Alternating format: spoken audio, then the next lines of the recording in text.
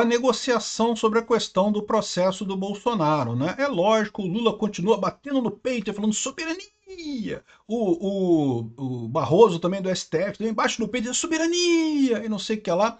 Mas já estão negociando, já teve uma reunião aqui, uma conversa dura com bolsonaristas, dura e ruim, segundo ele, não sei o que lá, mas em que se traçou algumas possibilidades dessa história e parece que o caminho que eles estão falando aqui é jogar o processo para a primeira instância.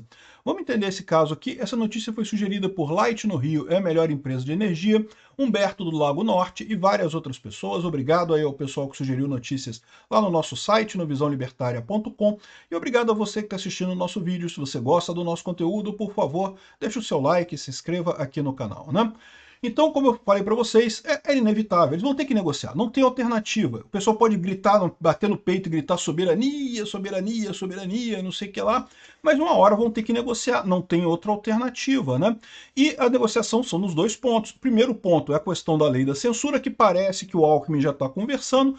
Essa parte é relativamente fácil de fazer. Como eu expliquei para vocês, basta o Congresso aprovar uma regulamentação das redes sociais que seja praticamente restaurar o que era o Marco Civil da internet, ou seja, não botar nenhuma daqueles loucuras que eles inventaram lá do PL das fake news e coisa e tal, e tirar também essa decisão, porque a própria decisão do STF já deixava claro que, no momento que o Congresso editasse uma regulamentação das redes sociais, que aquela decisão deixaria de ser válida. Então é só fazer uma regulamentação bem simplesinha mesmo, bem básica, sem nada, que isso ninguém fica feio na história. O STF pode falar assim, não, mas a nossa decisão foi só mesmo para forçar o Congresso a fazer, então tá tudo bem, tá tudo certo e coisa e tal, e fica as redes sociais aprovada a regulamentação. Lembra que as redes sociais vão ser envolvidas nesse processo, ou seja, a lei vai ter que ser uma lei que respeite a liberdade de expressão, que não gere aquelas dúvidas enormes que a gente tem lá, aquelas questões, não, quem atacar a democracia no Brasil é punido, tem que ser punido automaticamente. O que é atacar a democracia no Brasil, né? Enfim, essa solução é fácil, mas tem o outro problema.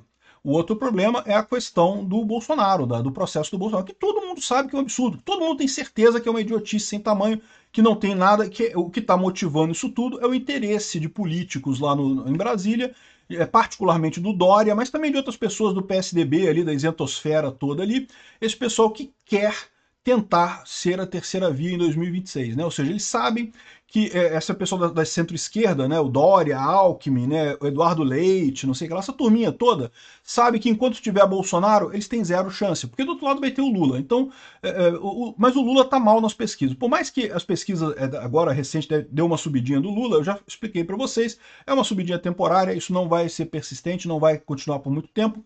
Agora, no final das contas, em 2026 a terceira via estava toda animada, por quê? Porque o Lula ia estar mal e não ia ter Bolsonaro. Então pronto, beleza, é vez da terceira via, né? Só que agora bagunçou a porra toda. E como é que resolve o problema do Bolsonaro? Eles vão ter que achar uma saída. E parece que, pelo que o pessoal está falando aqui, ó, a Débora Bergamasco está dizendo aqui, ó, em uma conversa tensa, horas antes da aplicação da Lei Magnitsky, aliados de Jair Bolsonaro disseram ao ministro do STF, o Gilmar Mendes, que o meio para estancar a crise entre bolsonaristas e a cúpula do judiciário seria enviar à primeira instância as ações da trama golpista que envolve o ex-presidente.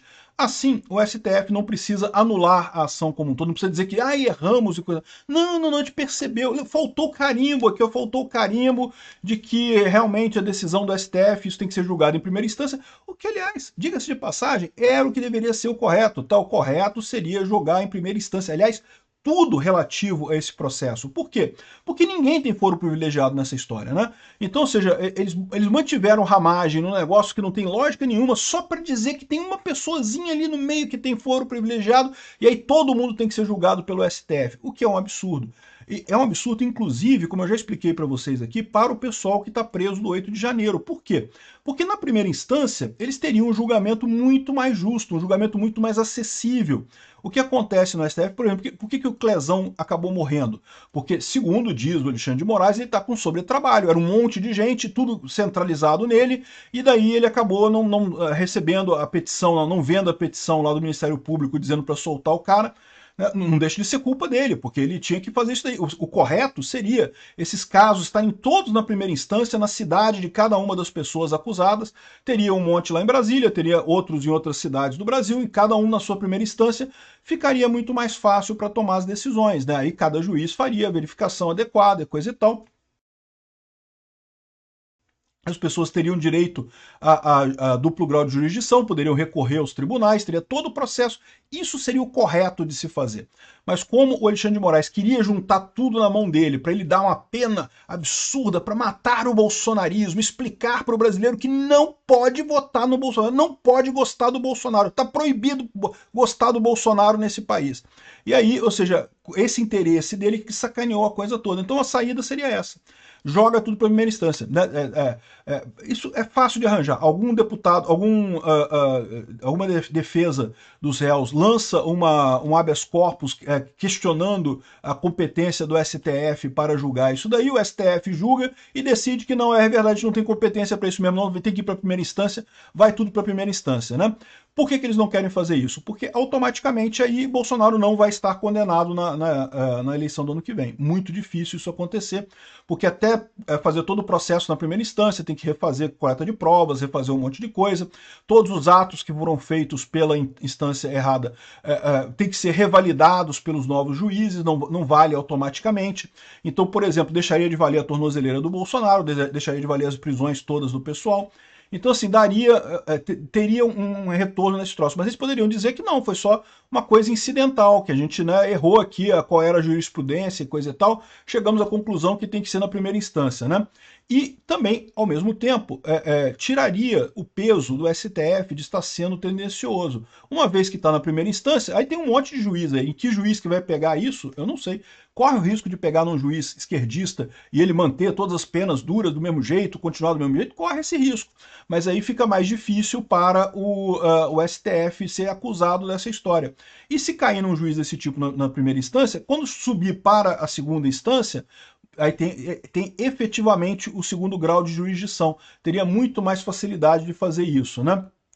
Então aqui, ó, parece que essa é a solução que eles vão dar para o caso do Bolsonaro. Não se sabe, tá? Não se sabe, até porque isso aqui foi antes da Lei Magnitsky. Como eu falei para vocês, agora o pessoal está se reunindo lá no Palácio do Planalto para decidir o que vai fazer.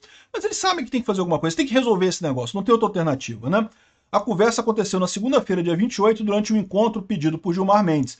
Participaram do jantar o presidente do PL, o Valdemar da Costa Neto, o líder do PL na Câmara, os Tóstenes Cavalcantes, e o líder da oposição no Senado, o Rogério Marinho.